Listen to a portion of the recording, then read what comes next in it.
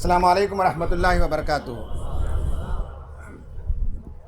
बिस्मिल्लाहिर्रहमानिर्रहीम। औरंगाबाद के इस शाहीन बाग के इजलास में शरीक नौजवान दोस्तों और बुज़ुर्गों, बड़ी खुशी हुई आज आपके इस प्रोग्राम में शिरकत करके। एक तो आपका जोश व खरोश ख़ुद हमारे जज्बात को गर्मी देता है, और उसके बाद डॉक्टर साहब ने जिस तरह से नज़्म को गाया है, जिस तरह से उन्होंने बहुत ही बेहतरीन आवाज़ में जिस नज़्म इनकलाबी नज़्म को पढ़ा है, उससे अल्लामा इक़बाल की वो बात याद आने लगी कि रूह उमम की हयात कश्मकश इनकलाब। ये जो इनकलाब बर्पा करने की कश्मकश में आप हैं, इंशाअल्लाह इससे एक नई सुबह तुलू होगी और आप उसके ज़िम्मेदार होंगे। और ये आप ये ना समझें कि 137 करोड़ के मुल्क में आप एक छोटे से कुछ एक तबके के लोग, कुछ इलाके के लोग जमा होकर कोई प्रोग्राम कर लेंगे तो ये तो खतरा के बराबर है। इसका क्या फ़र्क पड़ेगा? कभी कभी आप सोचते होंगे, आपको मालूम होना चाहिए कि जो क्रिमिनल्स होते हैं, बड़े बड़े क्रिमिनल्स, उनको जब जेल में रखा जाता है, सज़ा दी जाती है, तो उनके ऊपर एक बाल्टी को बांध देते हैं पानी का, उसमें से एक छोटा सा सुराख करते हैं, पानी ड्रॉप बाई ड्रॉप गिरता है, लेकिन वो मुस्तकिल जो घंटों गिरने के नतीजे में जो क्रिमिनल होता है वो पागल हो जाता है। यही आपका भी रोल है कि आप खतरा खतरा जो बरसा रहे हैं हमारे मुल्क के हुक्मरानों के सर पर, हमारे मुल्क के हुक्मरानों के सर पर ये गिर रहा है, और ख़ुद उनकी तबीयत ख़राब हो जाएगी और इंशाअल्लाह वो मुंह दिखाने के लायक नहीं होंगे। ये आप समझ लीजिए कि आपका बहुत बड़ा रोल है, बहुत बड़ा काम है जो आप कर रहे हैं। दूसरी बात ये समझ लीजिए कि आपका ये जो इनकलाबी इक़दाम है और यहाँ बैठकर जो आप प्रोटेस्ट करते हैं, इसका भी ऐसा असर हुआ है, कभी कभी डायरेक्ट असर होता है, कभी कभी इनडायरेक्ट असर होता है। आप देखेंगे कि इसके नतीजे में हमारे हुक्मरानों के पैर जो है उसके नीचे से ज़मीन खिसक रही है, उनकी बॉडी लैंग्वेज बता रही है कि वो घबरा गए हैं, वो परेशान हो गए हैं, और आपके नारों से, आपके इनकलाब से, आपके सिटिंग से उनके अंदर तब्दीली आई है। और इसकी बेहतरीन अलामत यह है कि जो आदमी कहता है कि मैं नहीं डरता, असल में वो डरा हुआ होता है। जो आदमी कहता है कि मैं पीछे हटने वाला नहीं हूँ, वो पीछे हट चुका होता है। ये नफ्सियात की ज़ुबान में मैं बता सकता हूँ कि अब उनके अंदर डर पैदा हो गया, खौफ पैदा हो गया, इसलिए कि आपने जो आवाज़, हक़ की आवाज़ उठाई है, दस्तूर की आवाज़ उठाई है, इंसाफ की आवाज़ उठाई है, मसावात की आवाज़ उठाई। एक तो ये कि उनके ऊपर इसका असर हुआ, और आलमी सतह पर माशाल्लाह हमारे नौजवानों की तारीफ़ करनी चाहिए कि जो जामिया मिल्लिया इस्लामिया के नौजवानों ने, लड़के और लड़कियों ने जो ठोकर मारी है इनके बिल को, इनके एक्ट को, एक जूती जो रसीद की है उसका असर ऑस्ट्रेलिया से लेकर अमेरिका तक पड़ गया। अब हमारे हुक्मरानों के लिए सबसे बड़ा मसला है, इंटरनेशनल सतह पर अपनी सूरत नहीं दिखा सकते। अरे इंटरनेशनल सतह में क्या सूरत दिखाएंगे? जब ये JNU पे अटैक किए तो सूरत दिखाने के लायक नहीं थे, तो आलमी सतह पर क्या सूरत दिखाएंगे? आपको मालूम है, मैं हमेशा कहता हूँ कि औरत जब नकाब पहनती है तो उसके शर्म की अलामत है, उसकी हया की अलामत है, और मर्द जब नकाब पहनता है तो वो बेशर्म होता है, बेहया होता है। और यही बेशर्म और बेहया लोग, नामर्द लोग, कॉलेजेस में घुसकर नौजवानों की पिटाई करते हैं। तो ये जो इनकलाब आप ले आ रहे हैं, आप इसको किसी भी सतह पर कम न समझिए, बेवकत न समझिए। इसने आलमी सतह पर रेजोनेंस पैदा किया है, आलमी सतह पर इसने आवाज़ उठाई है, और हमारे लिए इंतहाई शर्म की बात है। हम इस मुल्क से ऐसी मोहब्बत रखते हैं कि हमारे मुल्क के हुक्मरानों को यूरोपियन यूनियन के लोगों ने तलब किया है, बुलाया है और पूछा है कि तुमने जो CAA पास किया है वो CAA ह्यूमन राइट चार्टर के अगेंस्ट में है, इंसानी हुकूक के ख़िलाफ़ है, UNO के साथ तुमने जो मुआहदे किए उसके ख़िलाफ़ है, आओ और जवाब दो। आप सोचिए कि हमारे हुक्मरानों की और हमारे मुल्क की क्या इज्जत बाकी रह गई कि यूरोपियन यूनियन के पार्लियामेंट बुलाकर हमसे सवाल किया जा रहा है। और ये यूरोपियन यूनियन जो सवाल कर रही है उसमें आपका रोल है, आपकी आवाज़ को अगर हमारे दिल्ली के हुक्मरान नहीं सुन सके तो ना सुन सके, यूरोपियन पार्लियामेंट ने सुन लिया। यूरोप की पार्लियामेंट ने आपकी आवाज़ को सुना और बुलाकर तलब किया है। अभी हमारे प्राइम मिनिस्टर भी जाएंगे और दीगर लोग भी जाएंगे, वहाँ जाकर उनको हिसाब देना है। इसी तरह अमेरिका के बहुत से न्यूज़पेपर्स में, और वहाँ के जो औरंगाबाद के जो शहर हैं, उस शहर के सियाटल शहर के कारपोरेशन ने और बहुत से कारपोरेशन ने CAA के ख़िलाफ़ कानून और रेजोल्यूशन पास किया, उसकी मजम्मत करते हुए। ये जो शाहीन बाग जो तकरीबन 257 जगह पूरे हिंदुस्तान में कायम है, इस शाहीन बाग की आवाज़ के नतीजे में ऑस्ट्रेलिया से लेकर अमेरिका तक आपने वो गूंज पैदा की, जिसके नतीजे में हमारी हुकूमत इस वक्त परेशान है। इसलिए कि वो लोग अगर फ़ोन कॉल करके 10 लोगों के इन्वेस्टमेंट निकाल लेंगे तो हमारे मुल्क की मईशत बैठ जाएगी। ये हमारे लिए बहुत ही जिल्लत की बात है। इसलिए हुक्मरान जो करें सो करें, लेकिन हम अपने मुल्क को जलील होते हुए देखना नहीं चाहते। इंशाअल्लाह इस मुल्क की तामीर हमारे हाथों से होगी, ये लिख कर रख लीजिए। एक बात अब सुनिए, मैं हिंदुस्तान भर दौरे करता रहा। गुज़िश्ता 5-6 साल में मुसलमानों में खौफ की एक कैफियत तारी थी, मॉब लिंचिंग करते थे, लेकिन हम खामोश रहे। उसके बाद और बहुत से इक़दाम इन्होंने किए, ट्रिपल तलाक बिल पास किया, मुसलमान खामोश रहे, और कोर्ट का जजमेंट आया कि सारी बातें एक तरफ मुसलमानों के हक़ में पूरा आर्ग्यूमेंट और फैसला दे दिया मंदिर का, तो तब भी मुसलमान खामोश रहे। लेकिन उसके बाद मॉब लिंचिंग वाली ये सरकार ने मास लिंचिंग का प्रोग्राम बनाया।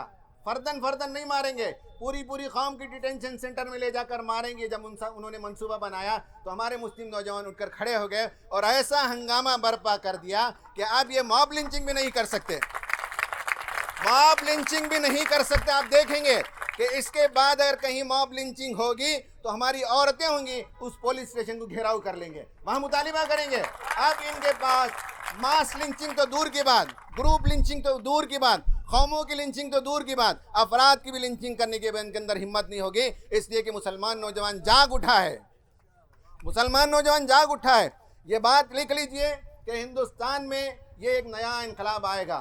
जुल्म से हम नजात पाएंगे, मनुवाद से हम नजात पाएंगे, नफ़रत की सियासत से हम नजात पाएंगे। हमारा मुअर्रिख आगे जब तारीख़ लिखेगा तो लिखेगा कि 1947 की जंग आज़ादी जीती गई, जिसका सेहरा गांधी जी के सर पर जाएगा, और 2020 की जो जंग है आज़ादी की, जिसमें जालिमों से नजात पाना है, मनुवादियों से नजात पाना है, फासिस्ट से नजात पाना है, मुअर्रिख लिखेगा कि शाहीन बाग के नौजवान और शाहीन बाग की औरतों के साथ, उनके साथ ये अंजाम पाया है, उनकी क़ियादत में ये काम अंजाम पाया है। और याद रख लीजिए, मुसलमान असल में यहाँ अपने ईमान की आवाज़ के नतीजे में हाजिर हुआ है। हमारा ईमान गवारा नहीं करता कि इंसानों को मजहब की बुनियाद पर तकसीम किया जाए। इस्लाम हमको उसूल देता है, मजहब के मामले में कोई जबर नहीं, इकराह नहीं, ला इकराह फिद्दीन, जिसको जो मजहब चाहे अपनाए, आज़ादी है। नबी सल्लल्लाहु अलैहि वसल्लम ने रियासत मदीना जब कायम किया तो आपने सिटीजनशिप देने के लिए मजहब को मेयार नहीं बनाया। आपके मदीने के सिटीजन्स यहूदी थे, बनु कैनुका थे, बनु नज़ीर थे, बनु कुरैज़ा थे, बनु गतफ़ान थे, ईसाइयों के कबीले थे, औस थे, खजरस थे, मुसलमान थे, सबको लेकर आप सल्लल्लाहु अलैहि वसल्लम ने शहरियत दी थी। हम उस नबी की उम्मती हैं। अब इंशाअल्लाह इस मुल्क में भी मजहब की बुनियाद पर शहरियत देने का हक़ हम नहीं देंगे, और हम इंसानों को मसावात के साथ मसावात का पैगाम देंगे। सुनो हजरात, आप सुन लीजिए कि ये CAA का जो इम्पैक्ट है, उस इम्पैक्ट के अलग अलग डायमेंशन है। अभी आपने देखा कि साउथ में तमिलनाडु के 300 दलित लोग मुसलमान हो गए। उनको मालूम है कि इस्लाम के अलावा कहीं उनको इज्जत नहीं है, इस्लाम के अलावा कहीं और सरबुलंदी नहीं है। यही असल में इनको डर है, यही असल में डर है आपके मजहब से, आपके नौजवानों की ईमानी क़ुव्वत से। वो डरते हैं कि आपकी ईमानी क़ुव्वत और आपकी जो तगद्दो है, उसके नतीजे में लोग इस्लाम की तरफ कशां चले आ रहे हैं। इससे डर कर उन्होंने CAA बनाया है। इंशाअल्लाह इनका डर सच्चा साबित होगा और बड़ी तादाद में लोग इस्लाम से मुतासिर होंगे इंशाअल्लाह। आपके अखलाक से, आपके किरदार से, आपकी दावत से होने वाला है। हज़रात, CAA को थोड़ा सा समझ लें। मैं थोड़ा सा बैकग्राउंड में ले जाना चाहता हूँ। यहाँ मनुवाद का निज़ाम था। राजा दाहिर एक ब्राह्मण था, उसकी हुकूमत चलती थी। उस ब्राह्मणियत की हुकूमत जिसमें इंसानों को ऊंच नीच में तकसीम किया जाता है, कुछ भगवान के सर से पैदा हुए लोग होते हैं, कुछ भगवान के पैर से पैदा हुए लोग होते हैं, जो इन्होंने बना लिया है। मुसलमान कभी इसे बर्दाश्त नहीं करता। तो राजा दाहिर की सल्तनत को किसने लपेटा? मोहम्मद बिन कासिम ने लपेटा। और अब 2020 में मनुवाद का निज़ाम आएगा तो आज के ज़माने के सारे मोहम्मद बिन कासिम इनके निज़ाम को लपेटेंगे। ये 1000 साल पुरानी बात है जो इनके मन में है। 1000 साल से अल्लाह ताला ने मुसलमानों के इस मुल्क में हुकूमत करने का मौका दिया, और अल्लाह ताला ऐसे ही मौका नहीं देता। जब तक इंसानियत के लिए कोई कौम मुफीद नहीं है, अल्लाह ताला उनको कुर्सी नहीं देता। और हमने 1000 बरस इस मुल्क में हुक्मरानी की है, तो हमने इस मुल्क को संवारा है, इस मुल्क को बहुत कुछ दिया है। सड़कें बनाने का फन हमने सिखाया, एग्रीकल्चरल तरीक़ा हमने सिखाया, लैंड रजिस्ट्रेशन का सिस्टम हमने सिखाया, पुल बनाने का सिस्टम हमने सिखाया, आर्ट और आर्किटेक्चर हमने दिया। यहाँ की औरतों को ब्लाउज पहनने की इजाज़त नहीं थी, हमने लोगों को ब्लाउज पहनना सिखाया। यहाँ के लोगों को खाने की तमीज़ नहीं थी, मुसलमानों ने खाना कैसे खाया जाता है, बिरयानी कैसे पकाई जाती है, मुसलमानों ने सिखाया। मुसलमानों ने इस मुल्क को 1000 बरस माला माल किया और आइंदा 1000 बरस भी इंशाअल्लाह हम माला माल करेंगे। ये पहली बात है। सीएए के सिलसिले में वो 1000 साला दुश्मनी थी कि हमसे ब्राह्मणियत के इख्तिदार को मुसलमानों ने छीन लिया था, इसलिए सीएए बनाकर फिर वो मनुवाद का निज़ाम लाना चाहते हैं। लेकिन उनको मालूम नहीं कि 1000 साल पहले एक मोहम्मद बिन कासिम था, आज करोड़ों की तादाद में मोहम्मद बिन कासिम है। सीएए के सिलसिले में दूसरी बात समझ लीजिए, वो ये है कि 1925 के आसपास में we or our nationhood defined एक किताब है। उस किताब में गोलवलकर ने लिखा, इनके और जिम्मेदारों ने लिखा कि इस मुल्क में रेशियल सुप्रीमेसी, नस्ली बरतरी को महफूज रखने के लिए ज़रूरी है कि हम हिटलर के तरीक़े पर जाएं और हिटलर ने जिस तरह से लोगों को मारा वैसे या तो मार कर ख़त्म करें मुसलमानों को, ईसाइयों को और लेफ्टिस्ट लोगों को, या उनको सेकंड क्लास सिटीज़न बना दिया जाए। ये मनसूबा लिखा था और कहा था कि हिटलर में हमारे लिए नमूना है। हिटलर में एक नमूना याद रहना चाहिए कि हिटलर लोगों के प्रेशर बर्दाश्त नहीं कर सका और अपने कनपट्टी में बंदूक रखकर गोली मार लिया। क्या ये भी ये लोग चाहते हैं? उसका अंजाम कैसे हुआ? डील नहीं कर सका, परेशान हो गया। तो हमारे हुक्मरानों के सिलसिले में हम ये बताना चाहते हैं कि हुक्मरानों के लिए इज़्ज़त और तकरीम इसमें है कि सारे इंसानों से मोहब्बत की जाए, सारे मज़ाहिब से मोहब्बत की जाए और सारे मज़ाहिब के लोगों को एक सा रिस्पेक्ट दिया जाए। ये सबक सिखाने की ज़रूरत है, हमारे मुल्क के हुक्मरानों को बताने की ज़रूरत है कि तुम हुक्मरान बनो तो अच्छे हुक्मरान बनो, हिटलर की तरह हुक्मरान न बनो जिसका खातिमा अच्छा नहीं हुआ। अच्छे खातिमे के साथ इस दुनिया से जाना चाहिए। ये दूसरी बात है सीएए को कि उन्होंने अपनी किताब में लिख रखा है कि रेशियल सुप्रीमेसी को बरतरी को बाकी रखने का तरीक़ा मुसलमानों को सेकंड क्लास सिटीज़न बनाया जाए। इंशाअल्लाह ये ख्वाब इनका अधूरा रहेगा, ये पूरा नहीं होने वाला है, ये आपको मालूम होना चाहिए। देखिए कि इस मुल्क से उन्होंने पहली जो हुकूमत की 5 साल, उसमें उन्होंने अपोजिशन पार्टीज़ को ख़त्म कर दिया।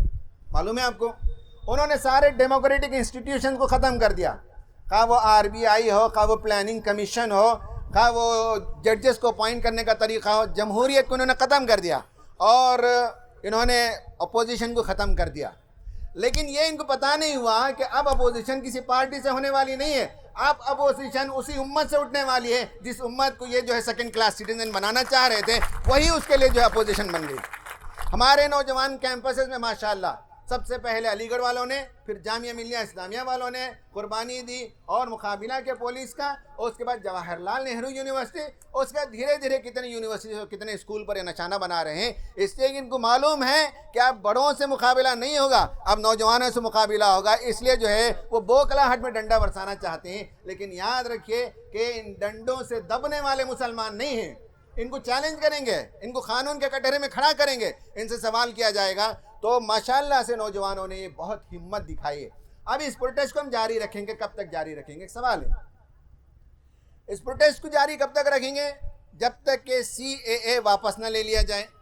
अगर ये नहीं होता तो दूसरा ये होगा कि सुप्रीम कोर्ट उस पर स्टे लगा दे। इस तक हम जारी रखेंगे। सुप्रीम कोर्ट स्टे ना लगाए तो कम से कम सुप्रीम कोर्ट ये कहेगा कि पार्लियामेंट को वापस भेजेगा और उनसे कहा जाएगा कि इस बिल के अंदर तरमीम किया जाए, वो होगा। लेकिन उससे पहले ये कहीं से शाहीन बाग को हम समेटने वाले नहीं हैं। हिंदुस्तान में इसको जारी रखेंगे और इंशाअल्लाह समझ लीजिए, रविशंकर प्रसाद साहब जो हमारे लॉ मिनिस्टर हैं, उन्होंने शाहीन बाग की औरतों को बुलाया और 1.5 घंटे गुफ्तगू की। हैरत की बात है, एक तो औरतें जिनके बारे में हमारा ख्याल था कि वो बेजुबान होती हैं, उनको सियासी शऊर नहीं होता है, वो अकल में हमसे कम होती हैं। ये जो हमारा गलत ख्याल था, वो सारा गलत ख्याल हमारी औरतों ने साबित कर दिया कि हम बेजुबान नहीं हैं।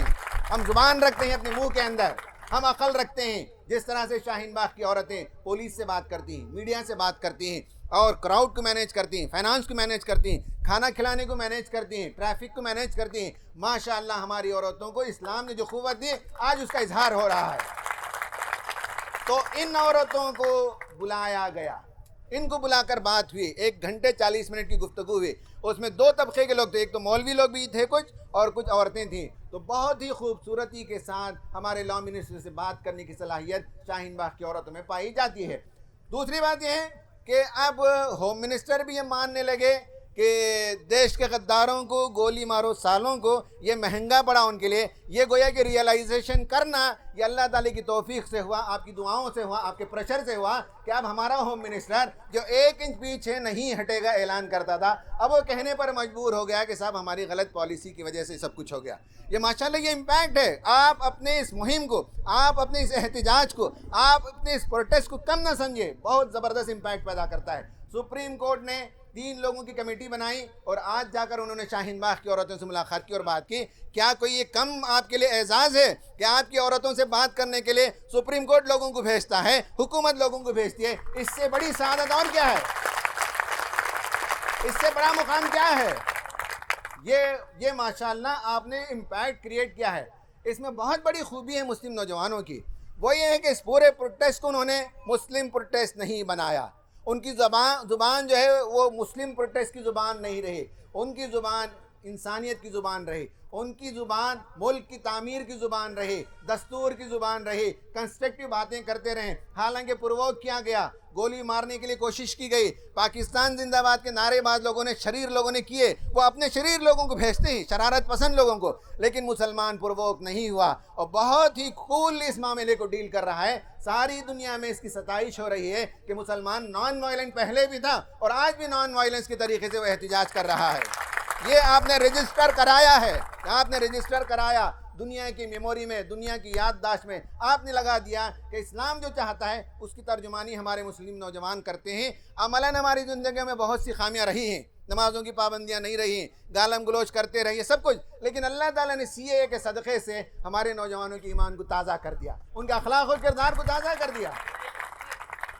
तो CAA बेसिकली 1000 साल पुरानी जो दुश्मनी है, 1000 साल पहले जो ब्राह्मणिकल इंस्टीट्यूशन को आपने ख़त्म किया, उस दुश्मनी में फिर वो CAA लाए हैं ताकि पुराना 1000 साल पुराना निज़ाम ला सके। लेकिन लोगों को याद होना चाहिए कि हम मनुवाद का इंडिया नहीं चाहते, हम मॉडर्न इंडिया चाहते हैं जहां हर एक रेस्पेक्ट के साथ जी सके। ये मॉडर्न इंडिया की तामीर नौजवानों से हो रही है। दूसरी बात आपको मैं बताऊं कि ये जो NPR है, NPR के ख़िलाफ़ भी हम काम जारी रखेंगे। एक तो मुसलमान कहेंगे कि हम कागज़ नहीं दिखाएंगे, ठीक है, लेकिन वो इम्पैक्ट उतना नहीं करेगा जितना ये है कि हम हुकूमतों से कहें। महाराष्ट्र की हुकूमत से हम कहें कि भाई NPR को जारी होने ना दिया जाए। केरला ने कहा कि हम NPR नहीं करेंगे, बंगाल ने कहा कि हम NPR नहीं करेंगे, और अगर थोड़ी सी मेहनत करें हम, राजस्थान की हुकूमत तय कर दे कि हम NPR नहीं करेंगे, और छत्तीसगढ़ की हुकूमत तय कर दे, मध्य प्रदेश की हुकूमत तय कर दे, तो आपको मालूम होना चाहिए कि हिंदुस्तान के 137 करोड़ का 50% ये स्टेट्स होते हैं। अगर 50% स्टेट कह दें कि NPR नहीं होगा तो इनका सारा ख्वाब चकनाचूर हो जाएगा। उसके लिए हमको काम करने की ज़रूरत है। हम कर रहे हैं, आप भी कीजिए, हम भी कर रहे हैं। जहाँ तक आपकी रसाई हो, कोई भी एक बंदा मिले जो कहे कि मैं NCP से हूँ, उससे बात कीजिए कि भाई साहब आप जो है पैसा ना दीजिए, शाहीन बाग में आकर ना बैठिए, कम से कम आप हुक्मरानों से कहिए कि NPR को स्टॉप कर दें। आपको कोई कांग्रेस का बंदा मिलता है, उसे समझाइए कि साहब अपने हुक्मरानों तक, बड़े लोगों तक पहुंचाइए। ये मेहनत आप इसे कोई मामूली चीज़ ना समझें। जैसे मैंने कहा कि एक एक खतरा जब क्रिमिनल पर टपकता है तो उसका सर फट जाता है, ऐसे ही एक एक खतरा बनकर आप काम करेंगे तो NPR का ख्वाब भी फट जाएगा, ख्वाब भी चकनाचूर हो जाएगा। तो एक काम हमको ये करना है गौर फिक्र के साथ कि जिन जिन रियासतों तक हम पहुंच सकते हैं, या किसी कांग्रेस के ज़रिए से, NCP के ज़रिए से, या किसी और पार्टी के ज़रिए से, NPR को रोकना है किसी भी सूरत में 1 अप्रैल से आने से पहले। या दूसरा काम यह है कि कम से कम उसमें से वो 6 सवालात जो हैं, उन 6 सवालात को हुकूमत वापस ले ले, निकाल ले, तो फिर NPR हमारे लिए प्रॉब्लमेटिक नहीं है। इसलिए कि ये जो NPR बना रहे हैं ये NRC का फर्स्ट फेज़ है और इसी से वो NRC लागू करेंगे, इसके लिए सब कर रहे हैं। NRC के बारे में मैं आपको समझाना चाहता हूँ, आप अच्छी तरह से समझ लीजिए इसको कि NRC एक्सक्लूड करने वाला एक्ट है, कानून है, एक्सक्लूड करने वाला, और CAA बाज़ तबकों को इंक्लूड करने वाला एक्ट है। तो NRC के ज़रिए से मुसलमानों की शहरियत को ख़त्म की जाए, कम से कम 10%। अभी हम 20 करोड़ हैं तो 2 करोड़ उनका निशाना है कि इस बार NRC के ज़रिए से पूरे हिंदुस्तान में ये काम कर लिया जाए कि लोगों को 2 करोड़ लोगों को निकाल दिया जाए। 10% का टारगेट है उनका, और टारगेट ये है कि ये वापस आ सकते हैं, मुल्क के शहरी बन सकते हैं, बशर्ते कि वो कहें कि साहब हम हिंदू हो गए, अब CAA के थ्रू हमको दे दिया जाए। लेकिन लोग याद लिख कर रख लें कि मुसलमान फांसी के तख्ते पे लटक जाता है, अपने ईमान का सौदा नहीं करता। मुसलमान अपने ईमान का सौदा नहीं करता। भाई इन लोगों को अपनी जान का डर है, जान से डरते हैं ये लोग। कुरान ने बताया है यहूदियों के बारे में भी कि लो युअम्मरु अल्फ सना, हजार बरस जीना चाहते हैं, मौत से डरते हैं। लेकिन इस रुए ज़मीन पर एक मुस्लिम कौम है जिसे कभी मौत का डर नहीं होता, इसलिए कि उसका यकीन है कि मौत आना है, बरहक है। आप डिटेंशन सेंटर में मरें, आप अपोलो हॉस्पिटल में मरें, घर में मरें, मुसलमान के लिए मौत बरहक है। और जब अल्लाह ताला ने लिखा है, जहाँ लिखा है वो मौत आकर रहेगी, तो मुसलमान डरता ही नहीं है। और ये असल में प्रॉब्लम है कि मुसलमानों को डराने के बावजूद मुसलमान नहीं डरता। उसकी वजह है कि हमारा ईमान बताता है कि अल्लाह ताला के हाथ में है ज़िंदगी देना और मौत देना, और जिसे अल्लाह ताला जिलाना चाहे ये उल्टे लटक जाएं तब भी मार नहीं सकते। ये हमारा ईमान है। क्योंकि कुरान में कहा वलौ कुंतुम फी बुरूजिन मुशय्यदा, अगर तुम लोहे की किलों में भी, मजबूत किलों में भी बंद रहो तो वहाँ मौत आकर रहेगी। मुसलमान कभी मौत से डरता नहीं है। दूसरा है मुसलमान पेट से भी नहीं डरता, रिस्क का भी उसे डर नहीं है। मुसलमान का ईमान है कि अल्लाह ताला ने जितनी रोजी रोटी लिखी है वो खाए बगैर इस दुनिया से जाता नहीं, हमारा निवाला कोई छीन नहीं सकता। मुसलमानों के दिल में ये दो खौफ नहीं होने के नतीजे में आज हर जगह प्रोटेस्ट में हम जमा हुए हैं, हमको ज़रा बराबर इसका डर नहीं है। कुरान ने कहा ना वमा मिन दाब्बतिन फिल अर्दि इल्ला अलल्लाहि रिज़्कुहा, ज़मीन में चरने वाला कोई जानवर, कोई पतिंगा, कोई कीड़ा, कोई मकोड़ा ऐसा नहीं है जिसके रिस्क की जिम्मेदारी अल्लाह ताला पर हो। तो जब अल्लाह ताला कीड़ों को, मकोड़ों को खिलाता है, जानवरों को खिलाते हैं, तो हमारी रोज़ी कौन छीन सकता है? हमारी रोज़ी छीनने की इनके अंदर सकत ही नहीं है। मैं आपको बताता हूँ कि हिंदुस्तान में मुसलमान दूसरों की तरह रिजर्वेशन नहीं पूछता, इतना परसेंट रिजर्वेशन दे दो, तालीम में इतना परसेंट दे दो, जॉब में इतना परसेंटेज रिजर्वेशन दे। मुसलमान कभी भीख मांगता नहीं। हिंदुस्तान का मुसलमान चाहता सिर्फ ये है कि तुम हमको आज़ाद छोड़ दो, हम तुमसे बेहतर ज़िंदगी करके बताएंगे। देख लीजिए, हमारा एक बंदा मामूली फल्ली बेचेगा, पकौड़ा बेचेगा, लेकिन घर में इज्जत के साथ खाएगा, सदका व खैरात करेगा। और ये बड़े बड़े ऑफिसर होती, पैसे कमाती, शराब में, जुए में लिटा देती, 25 दिन के बाद, महीने में जो फाका पड़ जाता है, लोगों से कर्ज मांग के जीते हैं। मुसलमान ऐसा नहीं है। हिंदू ने एक सर्वे बताया कि हिंदुस्तान में मोस्ट चैरिटेबल अगर कोई कम्युनिटी है, सदका देने वाली कोई कम्युनिटी है, तो मुसलमान ही हिंदू ने साबित किया। क्रिश्चियंस करते होंगे, लेकिन बाहर से पैसा आता है और इधर वापस बांट देती है, वो कमाल नहीं है। मुसलमान अपने पेट काट कर दूसरों को खिलाता है, दूसरों की मदद करता है। ये दो चीज़ों का डर मुसलमानों को नहीं है। तो NRC का डर इसलिए नहीं है मुसलमानों को कि ना मौत देने पर ये कादिर हैं, ना हमसे रोज़ी रोटी छीनने पर ये कादिर हैं। बिल्कुल उनके बस की बात नहीं है। अल्लाह ताला बड़े बड़े फ़िरौन को ज़मीन समंदर में डुबो दिया, ये छोटे फ़िरौनों का क्या अंजाम होगा हम समझ सकते हैं। कोई छोटा फ़िरौन इज्जत के साथ इस दुनिया से नहीं गया है, हर फ़िरौन जलील होकर गया है। जॉर्ज बुश जिसने इराक़ पर हमला किया, अफ़गानिस्तान पर हमला किया, जब उसका आखिरी दिन था प्रेसिडेंट का, तो एक मुसलमान ने जूती लेकर मार कर कहा कि ले आखिरी सलामी लेकर जा। हर जाने वाला जो जालिम है दुनिया से जलील और रुस्वा होकर गया, कोई इज्जत के साथ नहीं गया। तो इनको, हमारे हुक्मरानों को हम ये बताना चाहते हैं, अच्छे हुक्मरान बनने में तुम्हारे लिए सलामती है। बुरे हुक्मरान बनने में यह बात रखें कि दुनिया का हर फ़िरौन का अंजाम ख़राब हुआ है, उस ख़राब मौत से मरने के बजाय इंसानों के साथ मोहब्बत की जाए, ये उनको बताना है। एक मैं साइकोलॉजी की बात बताता हूँ आपकी दिलचस्पी के लिए। गुस्सा, नफ़रत, जोश जिसमें आदमी मुब्तला होता है, अगर मैं आप पर गुस्सा करूँ तो मेरे गुस्से से आपका कुछ भी नुकसान नहीं होता। मैं जब गुस्सा करता हूँ तो मेरे बॉडी के अंदर वो नेगेटिव केमिकल्स का फ्लो होने लगता है। जब नेगेटिव केमिकल्स अंदर बॉडी में आते हैं तो हमारे ये पूरे आज़ा शट हो जाते हैं, बंद हो जाते हैं। हमारी किडनी काम नहीं करती, हमारा लीवर काम नहीं करता, हमारा हार्ट तेज़ बीट करने लगता है, सांसें फूलने लगती हैं। और गुस्सा गुस्सा गुस्सा गुस्सा एक मुद्दत तक गुस्सा करने के बाद आदमी कैंसर के मर्ज में मुब्तला हो जाता है। ये हमारे हुक्मरान जो गुस्सा गुस्सा गुस्सा कर रहे हैं, नफ़रत नफ़रत फैला रहे हैं, उनको मालूम होना चाहिए कि ये कैंसर को दावत दे रहे हैं, ये कैंसर को दावत दे रहे हैं। इस दुनिया से जाएं तो इज्जत के साथ जाएं, क्यों अपनी बीमारी के साथ जाएं। आप देख लीजिए जितने हुक्मरान हैं, ये जो नफ़रत फैलाते हैं, इनका आखिरी वक्त ऐसे होता है कि दुनिया को सूरत दिखाने के लायक नहीं रहते। 10 साल पर्दे में ज़िंदगी बसर करके चले जाते हैं। ये हालत नहीं होनी है तो गुस्सा छोड़ना पड़ेगा, नफरत छोड़ना पड़ेगा और इंसानों से मोहब्बत करनी पड़ेगी। ये आदमी सीखता है। ये कोई रेयर बात नहीं है। आप एक किताब पढ़ लीजिए, इस किताब का नाम है द रोड लेस ट्रैवल्ड, एक किताब है। उस किताब में उसने बताया कि एक गांव में अमेरिका के एक पेशेंट भी कैंसर इंस्टीट्यूट में नहीं आया। जो कैंसर इंस्टीट्यूट उस गांव के करीब में था, एक बंदा भी नहीं आया उस गांव से। मुद्दत से जाकर लोगों ने दरियाफ्त किया तो मालूम हुआ कि उस गांव के लोग आपस में प्रेम और प्यार से रहते हैं, इसकी वजह से उनको हार्ट अटैक और कैंसर के प्रॉब्लम नहीं आते। ये मुसलमान और इस्लाम की दावत है। हम इनको बताना चाहते हैं कि आपस में प्रेम करना सीखो, मोहब्बत करना सीखो। नफरत करने से आखिरी वक्त हॉस्पिटल में गुजारना पड़ेगा और बड़ी कश्मकश की मौत होगी। उससे बेहतर है कि इंसानों से प्रेम किया जाए, मोहब्बत की जाए। ये पूरा जो प्रोटेस्ट है आप देख लीजिए, इसमें हमारी औरतों ने जो रोल प्ले किया है, 2 मिनट, हमारी औरतों ने जो रोल प्ले किया है, इस्लामी तारीख में ऐसी ही ख़वातीन गुजरी हैं। हज़रत अली रज़ी अल्लाह तआला अन्हु की बेटी ज़ैनब, वो साथ में थी करबला में। इमाम हुसैन को शहीद कर दिया गया बड़ी बेदर्दी के साथ।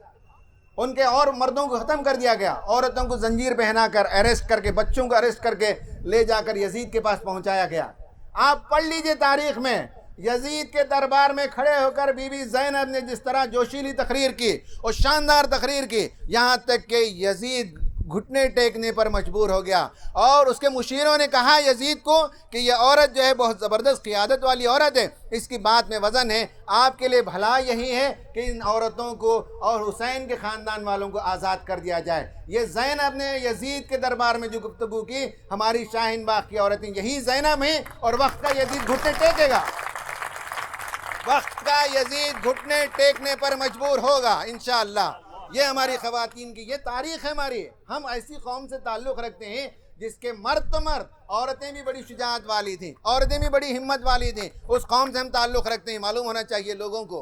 तो ज़ैनब की याद दिला दी शाहीन बाग ने, उम्मे अम्मारा की याद दिला दी। जब रसूलुल्लाह पर अटैक हो रहा था तो सीना सिपर होकर सामने आकर खड़ी हुई उम्मे अम्मारा, और उनके बदन में 14 तीर लग गए और उसके बाद वो बेहोश होकर गिर गई। घर ले जाया गया। दूसरे दिन जब होश आया तो उस औरत ने पहली बात ये पूछी कि रसूल सल्लल्लाहु अलैहि वसल्लम कैसे हैं। यही शाहीन बाग की औरतें ये उम्मे अम्मारा का किरदार अदा कर रही हैं, तकलीफ़ उठा रही हैं, सर्दियों में आकर बैठ रही हैं। अपने गोद के बच्चे के मरने पर भी उनका अफसोस नहीं है, लेकिन इस्लाम बचकर रहे, मुसलमानियाँ महफूज रहे, उसके लिए शाहीन बाग में बैठकर प्रोटेस्ट कर रही हैं। ये उम्मे अम्मारा का किरदार, ये ज़ैनब का किरदार माशाअल्लाह हमारी ख़वातीन रोल प्ले कर रही हैं। तो इन सब को हमारा सलाम, इन सब के लिए हमारी दुआएं हैं। नौजवानों को देखिए, इस मजलिस में भी एक देख लीजिए कि ज़्यादातर जो चेहरे नज़र आते हैं वो 30-35 बरस के हैं और उससे कम उम्र के नौजवान हैं। सहाबा भी ऐसे ही कम उम्र के लोग थे जिन्होंने मदीने को फतह किया, जिन्होंने खैसर के महलात को फतह किया, जिन्होंने किसरा के महलात को फतह किया। ये नौजवान इंशाअल्लाह हमारी पार्लियामेंट को फतह करेंगे, हमारे इंस्टीट्यूशन को फतह करेंगे।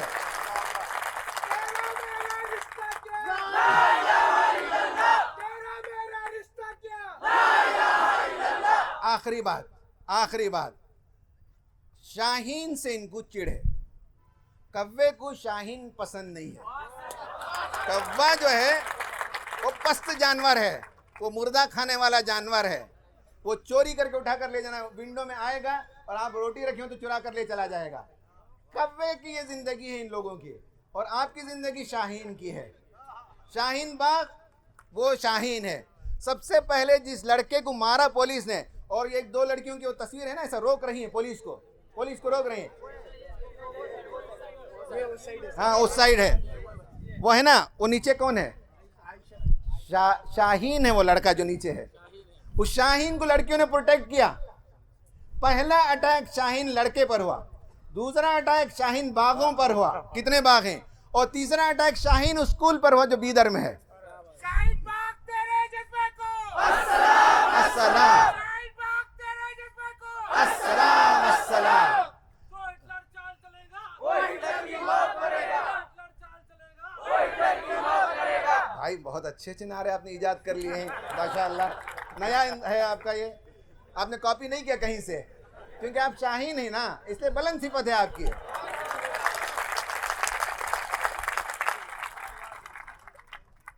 अल्लामा इकबाल की शायरी में शाहीन जो है एक शानदार परिंदा है जो बहुत बुलंदी पर उड़ता है। इंशाअल्लाह आप भी बुलंदी पर जाएंगे।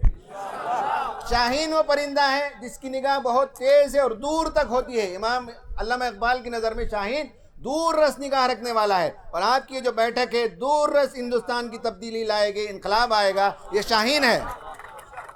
नहीं तेरा नशेमन कसरे सुल्तानी की गुंबद पर, तू शाही है बसेरा कर पहाड़ों की चट्टानों पर। उसका मतलब ये कि शाहीन जो है तानाशाही के तलवे नहीं चाटता। शाहीन तानाशाही के आगे दबता नहीं, वो अपनी मंजिल कहीं और बनाता है। यही पूरी शाहीन इस तहरीक में, वो लड़का शाहीन है, ये शाहीन बाग है, वो शाहीन स्कूल है। और कव्वे की दुश्मनी समझ में आ गई कि शाहीन से वो क्यों डरता है। देखिए बहुत बुलंद परिंदा है, बहुत आज़ाद परिंदा है, बुलंद निगाह रखने वाला परिंदा है, वो मुर्दा चीज़ खाने वाला परिंदा नहीं है। तो माशा अल्लाह इस मूवमेंट ने ज़ैनब को याद दिला दिया, उम्मे अम्मारा को याद दिला दिया, रसूलुल्लाह की दावत को याद दिला दिया। इस मूवमेंट ने शाहीन को ज़िंदा कर दिया। जो हमारे नौजवानों के अंदर शाहीन सिफात देखना चाहते थे अल्लामा इकबाल, उनको नहीं पता था कि उनके मरने के 70-80 साल बाद ये शाहीन पैदा हो जाएंगे। अल्लाह से दुआ है।